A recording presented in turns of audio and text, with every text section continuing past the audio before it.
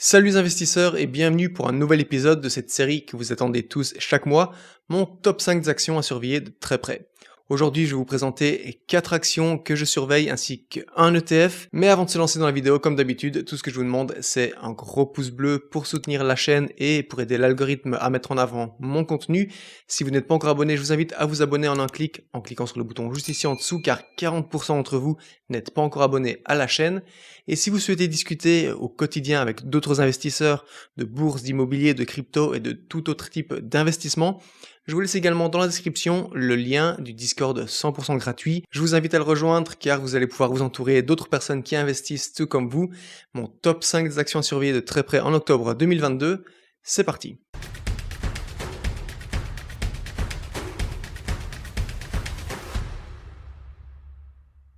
Les amis, la première entreprise dont je vais vous parler, c'est une entreprise un peu particulière puisque c'est une entreprise qu'on appelle un REIT, une entreprise immobilière. Je vous en ai déjà parlé sur la chaîne plusieurs fois, c'est l'entreprise Realty Income.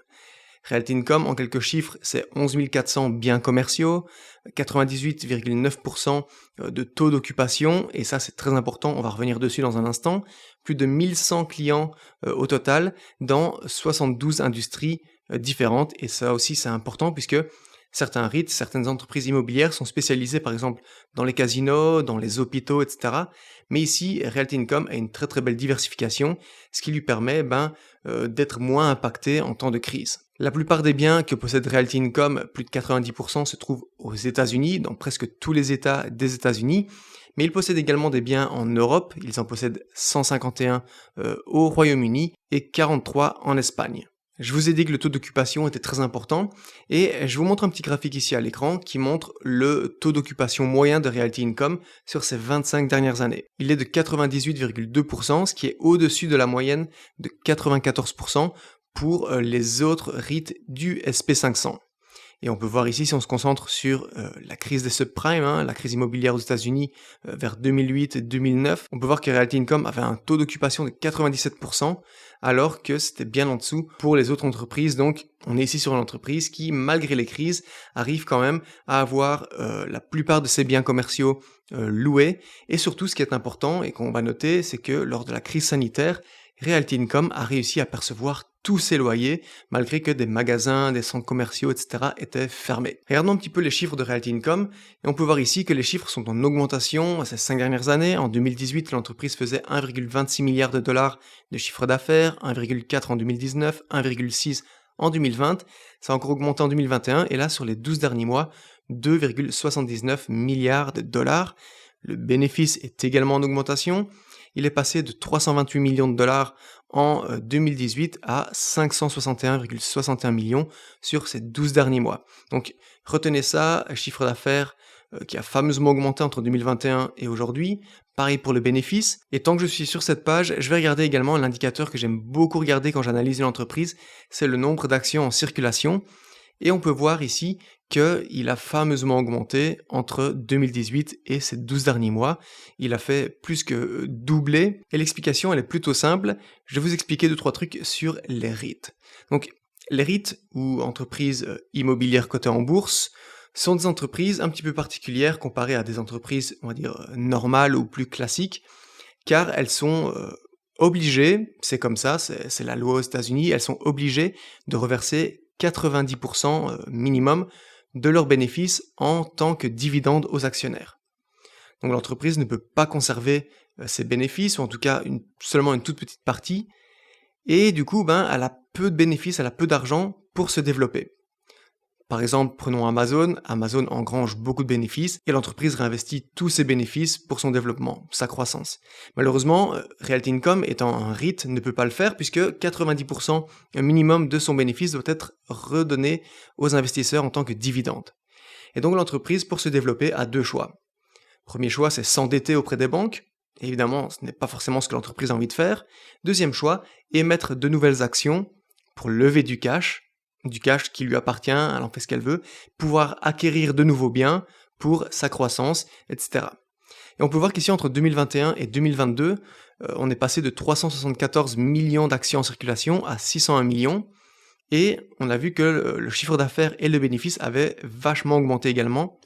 Ce qui me laisse penser qu'entre 2021 et aujourd'hui, l'entreprise a émis beaucoup d'actions dans le but d'acheter également beaucoup de nouveaux biens immobiliers, ce qui explique la forte croissance du chiffre d'affaires et du bénéfice. Et évidemment, la grosse croissance de ce nombre d'actions en circulation. Donc, exceptionnellement, pour les REIT, on va pas trop s'attarder sur le nombre d'actions en circulation, puisque on s'attend à ce qu'un REIT émette justement des nouvelles actions, contrairement aux autres entreprises où on veut voir l'opposé, c'est-à-dire des rachats d'actions. Regardons un autre indicateur intéressant, c'est le free cash flow de l'entreprise. Le free cash flow est en augmentation puisqu'il est passé de 891 millions en 2018 à 2 milliards de dollars de free cash flow sur ces 12 derniers mois. Et si je vous parle de Realty Income, c'est parce que le cours de l'action a fortement chuté ces dernières semaines et qu'aujourd'hui, je la trouve évidemment très intéressante, encore plus qu'avant. On va prendre le cours de l'action devant les yeux. Realty Income cote au New York Stock Exchange sous le symbole O, donc simplement la lettre O. Et aujourd'hui, l'action vaut 58,2 dollars. Si on regarde le cours de l'action depuis son introduction en bourse, on peut voir une très belle croissance. Sur ces 5 dernières années, on peut voir seulement 6% de croissance, ce qui est très faible, puisque ça a vraiment fait le yo-yo. On est passé de 55 dollars il y a 5 ans, en 2017, à près de 80 dollars juste avant le début de la crise sanitaire, où l'action avait perdu environ 45-50% de sa valeur. On a vu un rallye haussier entre mars 2020 et jusqu'à il y a encore quelques mois. Et là, si on prend le graphique sur ces 6 derniers mois, on peut voir une fameuse chute entre début août et aujourd'hui, une chute de plus de 22%. Malheureusement, même les entreprises les plus solides, les meilleures entreprises, font face à ce marché baissier, à ce bear market, et le cours de leur action chute. Aujourd'hui, Realty Income avec 58,20$ par action. Un rendement dividende aujourd'hui de 5,11%, ça me paraît évidemment très intéressant. Surtout que ce dividende, il est soutenable, il est payé et il est augmenté chaque année depuis 25 ans maintenant. Je sais que parmi vous, certains sont des grands fans de Realty Income. Donc aujourd'hui, après cette chute à 58$, dites-moi ce que vous pensez de l'action ici en dessous dans les commentaires. Mais en tout cas, je vous recommande vivement de la mettre sur votre watchlist et de la surveiller. Si on regarde ce que nous disent les analystes, eh bien sur 19 analystes, 3 recommandent un achat fort, 1 un achat, 12 recommandent de hold, donc de conserver l'action, 2 donnent une note de sous-performance et une personne recommande de vendre, ce qui donne une note de 2,3 sur une échelle de 1 à 5, 1 étant un achat fort, 5 une vente. Donc ça positionne Realty Income entre un achat et un hold, mais un petit peu plus proche quand même d'un achat. Et ces 19 analystes ont un prix cible pour l'action Realty Income de 76,56$ sur ces 12 prochains mois. Comparé aujourd'hui à un prix de 58,2$, ça représente une hausse potentielle du cours de l'action d'un peu plus de 30%. Évidemment, les avis des analystes sont toujours à prendre avec des pincettes et s'il vous plaît, faites toujours vos recherches par vous-même. Deuxième entreprise que je vais vous présenter dans ce top 5 des actions pour octobre 2022, c'est une entreprise américaine qui existe depuis plus de 50 ans maintenant. Elle est spécialisée dans la fabrication d'articles de sport. C'est une des marques les plus connues au monde. C'est l'entreprise Nike. Nike aujourd'hui, c'est la première entreprise en termes de valeur. Elle est aujourd'hui première du classement devant Louis Vuitton, Gucci, Chanel ou encore Adidas, son concurrent allemand. Et Nike était au cœur des news cette semaine puisqu'ils ont annoncé leurs résultats qui ont fait chuter le cours de l'action de plus de 10% en bourse cette semaine. On verra le cours de l'action dans un instant, mais regardons les chiffres qu'ils ont annoncés. Tout d'abord, le chiffre d'affaires est en augmentation comparé au premier trimestre 2021, donc ça c'était plutôt une bonne chose. Par contre, là où ça blesse, c'est le bénéfice de l'entreprise qui lui a chuté de 22% entre le premier trimestre 2021 et le premier trimestre 2022. Le profit net a chuté, il est passé à 1,5 milliard comparé à 1,87 milliard au Q1 2021. Et la raison principale, c'est tout simplement une baisse significative des marges brutes de l'entreprise, à cause notamment, il l'explique, de ce qui se passe en Chine actuellement. Il y a toujours des confinements, la crise sanitaire impacte toujours la Chine, qui est un marché extrêmement important pour Nike, non seulement de par ses magasins et ses ventes, mais également pour la fabrication de ses vêtements et ses accessoires, etc.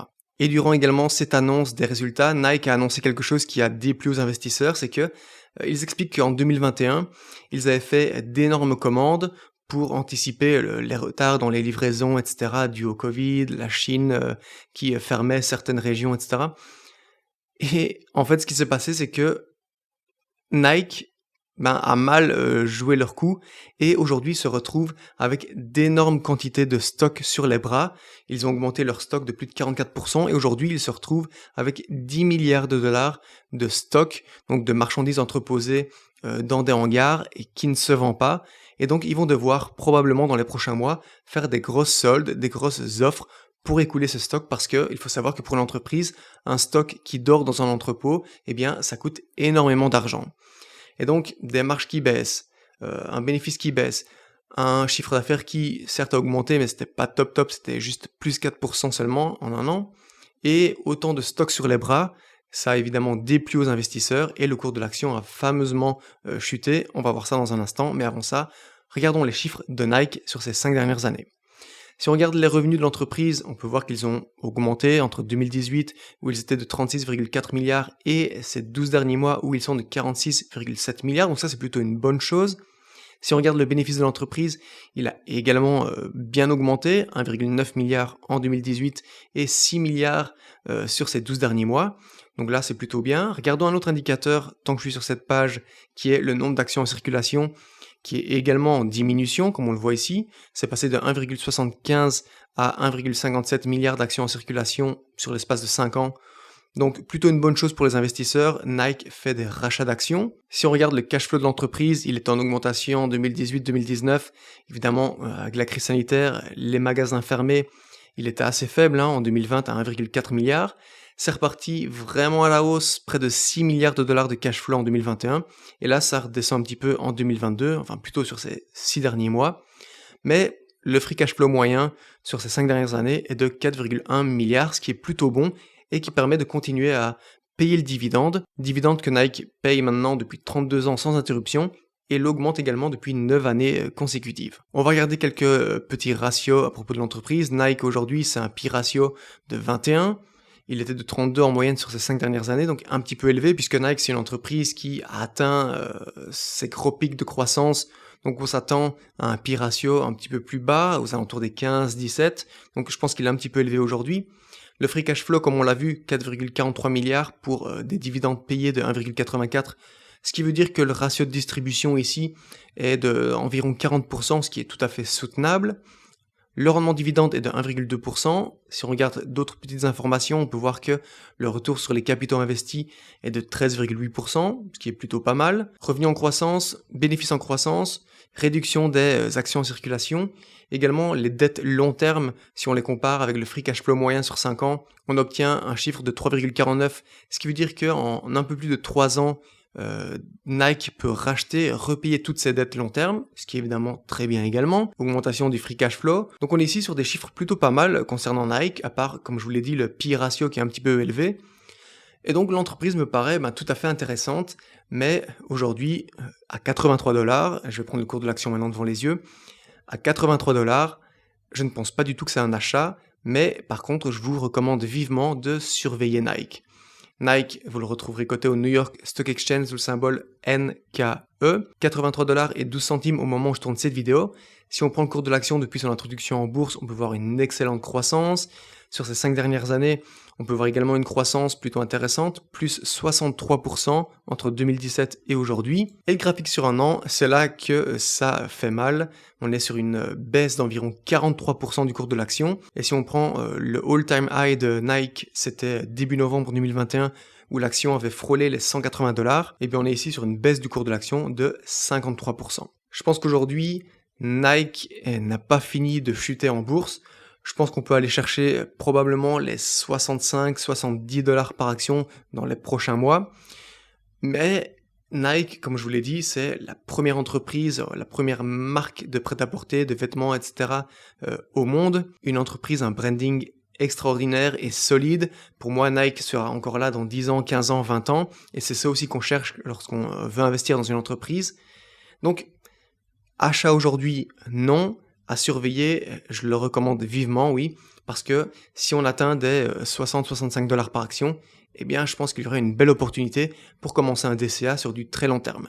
Que nous disent les analystes à propos de l'action Nike? Eh bien, sur 37 analystes, 7 recommandent un achat fort, 12 un achat, 17 recommandent de hold, de conserver l'action. Une seule personne note l'action comme étant sous-performante personne ne recommande de vendre, ce qui donne une note de 2,2, ce qui veut dire qu'on est ici sur un achat, une recommandation d'achat. Et si on regarde le prix cible des analystes pour les 12 prochains mois, on est sur un prix cible moyen de 128,28$, comparé au prix d'aujourd'hui de 83$. On est ici sur une plus-value potentielle d'environ 50% comparé au prix d'aujourd'hui. Bien entendu, prenez les avis des analystes avec des pincettes et faites vos propres recherches s'il vous plaît. La troisième entreprise dont je vais vous parler, c'est une entreprise française dont j'ai fait une vidéo complète sur la chaîne il n'y a pas très longtemps. C'est l'entreprise française Air Liquide, entreprise qui fait partie des entreprises préférées des Français et qui fait partie de mes entreprises françaises préférées également avec LVMH. La société existe depuis plus de 120 ans. C'est une entreprise solide qui est très bien diversifiée en termes d'activités, avec la grande industrie, l'industriel marchand, la santé, l'électronique, les marchés globaux et technologies, l'ingénierie et construction, et également, si vous suivez le dossier de près, dans l'hydrogène. Elle est également diversifiée au niveau géographique. Air Liquide, c'est une entreprise que je trouve excellente et que je vous recommande vivement de surveiller de très près. Pour une analyse complète de l'entreprise Air Liquide, toutes les news à propos de l'entreprise, dont notamment en ce moment son retrait de Russie, tous ses chiffres en détail, etc. Eh bien, si cela vous intéresse, je vous renvoie à ma dernière vidéo d'analyse complète de l'entreprise. Et ce qu'on va faire, c'est qu'on va vite regarder le chiffre d'affaires et le bénéfice. Le chiffre d'affaires est en augmentation entre 2018 et 2021, malgré un petit recul en 2020 lors de la crise sanitaire. Le résultat net est également en augmentation, puisqu'il est passé de 2,2 milliards d'euros en 2018 à 2,7 milliards d'euros en 2021. Les marges sont également en augmentation. Je ne vais pas me répéter et redire tout ce que j'ai dit dans ma dernière vidéo sur Air Liquide. Et ce que je vous propose de faire, c'est de regarder le cours de l'action en bourse. Air Liquide cote à la Bourse de Paris sous le symbole EPA Air Liquide vaut aujourd'hui 117,56 € par action au moment où je tourne cette vidéo et on se rapproche de plus en plus d'un palier intéressant autour des 105-110 € par action. Je pense que ça sera à ce moment-là un point d'entrée très très très intéressant pour ouvrir un DCA sur l'entreprise, évidemment avec un objectif long terme. En plus de ça, Air Liquide paye un dividende depuis plus de 20 ans sans interruption et offre également une prime de fidélité si vous détenez des actions Air Liquide pendant minimum 2 ans. Donc encore une fois, c'est expliqué en détail dans ma dernière vidéo. Aujourd'hui, avec la solidité de l'entreprise, les dividendes, les primes, etc., ça ne m'étonne pas que ce soit une des entreprises préférées des Français pour leur PEA. Si on regarde le cours de l'action depuis son introduction en bourse, on peut voir une excellente croissance. Si on prend le graphique sur ces 5 dernières années, également excellente croissance puisque entre 2017 et aujourd'hui, le cours de l'action a pris plus 36%. Alors c'est pas extraordinaire, mais si on prend également en compte le paiement du dividende, les primes de fidélité, les actions gratuites, etc. que l'entreprise offre, eh bien on est sur un rendement annualisé plutôt pas mal. Si on prend le graphique sur cette dernière année, on peut voir une baisse de 7% de l'action et sur ces 6 derniers mois, eh bien, environ moins 20%. Vers mai-juin, le cours de l'action était d'environ 150 € et depuis, chute de plus de 20%. Aujourd'hui, 117,56 €. Et comme je vous l'ai dit, aux alentours des 110, ça me semblera un point d'entrée intéressant et 105, 100 €, ça serait encore mieux. Regardons ce que nous disent les analystes ici sur Air Liquide. Je n'ai pas d'analyste pour octobre, mais pour septembre, sur 25 analystes, 2 recommandaient un achat fort, 8 un achat, 8 recommandaient de conserver l'action, 4 sous-performance, 3 recommandaient de vendre, ce qui donne une note de 2,1, donc ça positionne quand même l'action comme étant un achat, avec un prix cible sur ces 12 prochains mois de 155,7 € par action, comparé à aujourd'hui à 117, ça représente une hausse potentielle d'environ 30%. Encore une fois, je vous invite vraiment à faire vos propres recherches et à aller voir ma dernière vidéo complète sur Air Liquide. Quatrième entreprise dont je vais vous parler dans ce top 5 des actions, c'est une entreprise qui existe depuis 150 ans, une entreprise minière, c'est d'ailleurs la deuxième plus grande entreprise minière au monde, c'est l'entreprise Rio Tinto. Rio Tinto, entreprise donc très très vieille, qui est aujourd'hui une entreprise anglo-australienne ou britannico-australienne, je ne sais pas comment on dit. Elle est anglaise et australienne. Rio Tinto exploite des mines à travers le monde, principalement en Amérique du Nord, mais également un petit peu en Amérique du Sud, en Australie, Nouvelle-Zélande, en Mongolie. Il y en a un petit peu en Europe et en Afrique également. Ce que fait l'entreprise, c'est qu'elle extrait du minerai de fer, de l'aluminium, du cuivre, borate, lithium, des diamants, du sel également. Et si aujourd'hui je vous parle de Rio Tinto, c'est non seulement parce que je pense que l'entreprise est sous-évaluée, on va voir ça dans un instant, mais également parce que je pense que cette entreprise a un très bel avenir. Tous les minerais qu'extrait Rio Tinto sont utilisés et sont également en forte demande dans des secteurs en pleine croissance comme le secteur des véhicules électriques avec les batteries, les puces électroniques, tous les composants pour les data centers, etc. La demande mondiale pour tous ces minerais et ces métaux ne fait que croître, ce qui me laisse penser qu'une entreprise qui est justement à la source de tout ça, hein, comme Rio Tinto, ne peut que croître également. Regardons un peu les chiffres de l'entreprise. On est ici sur une augmentation du chiffre d'affaires entre 2017 et 2021 d'environ 50%, 40 milliards de chiffre d'affaires en 2017 pour 63,5 milliards en 2021. Le bénéfice de l'entreprise est également en augmentation. Il était de 8,7 milliards en 2017 et là il a plus que doublé en 2021 où il est passé à 21,09 milliards de dollars. Si on regarde le nombre d'actions en circulation, on peut voir que c'est aussi à la baisse. C'est passé de 1,79 milliard à 1,62 milliard, donc c'est bien. Rio Tinto fait des rachats d'actions, ce qui est profitable aux investisseurs. Si on regarde le free cash flow de l'entreprise, il était aux alentours de 9 milliards entre 2017 et 2020. Et là, il a presque doublé pour passer à 17,9 milliards de dollars sur l'année 2021. On va regarder quelques ratios. Et le premier ratio, c'est le PI ratio, le ratio court-bénéfice, qui est extrêmement bas. 4,22 sur ces 12 derniers mois et 7,27 en moyenne sur ces 5 dernières années. Donc c'est extrêmement bas, des marges de 33% sur ces 12 derniers mois, ce qui est au-dessus de la moyenne de ces 5 dernières années. On est sur un retour sur capitaux investis de 12,6%, ce qui est très bien. Des revenus en augmentation, un bénéfice en augmentation, des actions en circulation qui baissent, près de moins 10% d'actions en circulation sur 5 ans, un ratio dette long terme free cash flow de 3, ce qui veut dire que l'entreprise peut racheter toutes ses dettes long terme en seulement 3 ans, ce qui est évidemment excellent aussi, le cash flow qui grossit. Donc voilà, aujourd'hui, si je me concentre uniquement sur les données financières de l'entreprise, pour moi, c'est une entreprise excellente et qui est sous-évaluée aujourd'hui. Si on regarde le cours de l'action en bourse, l'action cote en Australie, en Angleterre, mais nous on va se concentrer sur la cotation aux États-Unis, au New York Stock Exchange sous le symbole RIO. L'action, au moment où je tourne cette vidéo, vaut 55 $. Si je reprends le cours de l'action ces 5 dernières années, on est sur une croissance assez faible, plus 12% seulement. Et sur cette dernière année, on est sur une baisse du cours de l'action de près de 17-18%. 6 derniers mois, baisse de 32%. Je vais vous demander également de regarder le rendement dividende, qui est juste énorme, 12,42%, c'est énorme. Alors, je préviens ici, je vous l'ai déjà dit à de nombreuses reprises sur la chaîne, on n'investit pas dans une entreprise parce que le rendement dividende est élevé. Si un rendement dividende est élevé, c'est que faut se méfier et faut chercher pourquoi. Dans le cas de Rio Tinto, j'ai fait mes recherches, j'ai lu pas mal d'articles sur l'entreprise et de ce que je comprends, c'est parce que le dividende est fortement lié et aussi les chiffres sont fortement liés au cours du minerai de fer qui a fortement grimpé à la hausse ces dernières années. Du coup, l'entreprise a pu faire beaucoup plus de bénéfices et payer plus de dividendes, ce qui, couplé avec une baisse de l'action, fait que le rendement dividende est élevé. Et là, récemment, le prix du minerai de fer a rechuté et je vous le dis tout de suite, le rendement dividende n'est pas soutenable et il parle de le couper prochainement. Il parle de le diviser par environ 2 pour atteindre les 6,5% de rendement dividende, ce qui resterait tout de même vraiment pas mal puisque si on regarde le rendement moyen du SP500, on est sur plutôt du 1,3-1,5%. Donc même si 6,5% ce serait très très intéressant, le souci c'est que s'ils le font, s'ils coupent le dividende, on risque de voir pas mal d'investisseurs sortir de Rio Tinto parce qu'ils n'étaient là que pour le rendement dividende, ce qui pourrait encore plus faire chuter le cours de l'action. Je dis encore plus puisqu'il a déjà perdu, rappelez-vous, on le voit ici, un peu plus de 30% sur ces 6 derniers mois. Que nous disent les analystes ? Eh bien sur 6 analystes, 4 recommandent un achat fort, 1 un achat, 1 recommande de hold, ce qui donne une note d'achat pour Rio Tinto, avec un prix cible sur ces 12 prochains mois de 72,64 $ par action, comparé au prix d'aujourd'hui de 55 $, ce qui représente une hausse potentielle comparée à aujourd'hui d'environ 35-40%.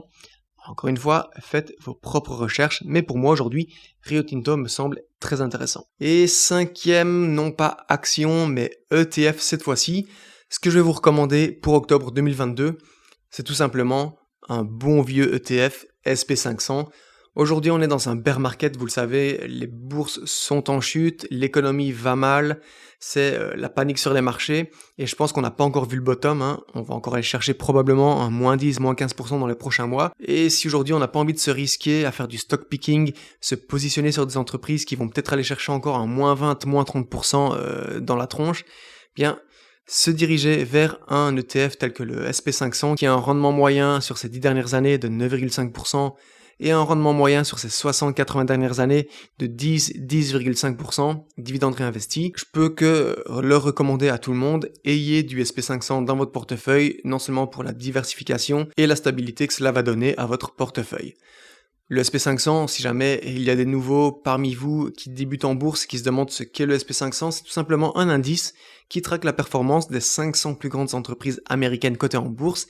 Et parmi le top 10, on va retrouver des entreprises telles que Apple, qui représente quand même une part importante du SP500, 7%, suivi de Microsoft à 5,7%, Amazon, Tesla, Google classe A, Google classe C, Berkshire Hathaway, United Health Group Incorporated, Johnson & Johnson, ExxonMobil Corporation. Pour le top 10, vous avez ici la liste complète. C'est simple pour la trouver, vous tapez liste SP500 sur Google et vous aurez la liste complète des entreprises qui composent ce SP500. Avoir du SP500, se positionner sur le SP500 et continuer un DCA mensuel sur le SP500 est probablement la meilleure des choses à faire et je peux que vous le recommander. J'aurais pu vous parler d'une 5e entreprise que j'aurais trouvée en faisant quelques recherches, mais je me dis qu'un bon vieux ETF SP500, c'est la base. D'ailleurs, dites-moi ce que vous en pensez ici en dessous dans les commentaires. Les amis, parmi ces 4 actions que je vous ai présentées aujourd'hui et cet ETF, est-ce que vous en possédez dans votre portefeuille? Et si oui, dites-moi tout juste ici en dessous dans les commentaires. Je me ferai un grand plaisir de discuter avec vous, comme d'habitude. On arrive maintenant à la fin de la vidéo. Si ça vous a plu, tout ce que je demande en retour, c'est votre plus gros pouce bleu pour soutenir la chaîne et également un petit abonnement si ce n'est pas encore fait en cliquant sur le bouton juste ici en dessous. Les amis, un tout grand merci à tous ceux qui sont restés jusqu'à la fin. Je vous laisse avec 2 vidéos, une ici et une là. Je vous invite vivement à aller les voir et en attendant mes prochains contenus, je vous dis salut. Ciao ciao.